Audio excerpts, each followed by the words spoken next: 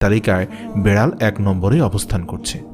রাসূল সাল্লাল্লাহু আলাইহি সাল্লাম ইরশাদ করেছেন, শুধুমাত্র বেড়ালকে কষ্ট দেওয়ার কারণে এক বনী ইসরাইলের নারীকে কবরে আযাব দেওয়া হয়।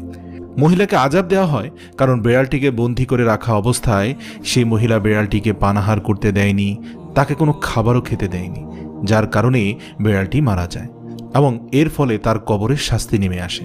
সহিহ বুখারী হাদিস নম্বর 3482। রাসূল সাল্লাল্লাহু আলাইহি সাল্লাম ইরশাদ করেন, বেড়াল সর্বদা নাপাক বস্তু হতে দূরে থাকার চেষ্টা করে। বেড়াল হচ্ছে এমন এক প্রাণী যে কিনা মানুষের আশপাশে ঘুরতে পছন্দ করে। আমাদের প্রিয় নবী সাল্লাল্লাহু আলাইহি সাল্লাম বেড়ালের সাথে অত্যন্ত ভালো আচরণ করতেন। তাই আমাদেরও উচিত রাসূল সাল্লাল্লাহু আলাইহি সাল্লামের প্রদর্শিত পথে চলা এবং বেড়ালের সাথে সুন্দর আচরণ করা। আর কোনো বেড়াল যদি অত্যন্ত হিংস্র হয়ে যায় এবং মানুষের সাথে খারাপ আচরণ করতে শুরু করে, তবে সেটিকে না মেরে দূরে কোনো জঙ্গলে রেখে আসাই শ্রেয়।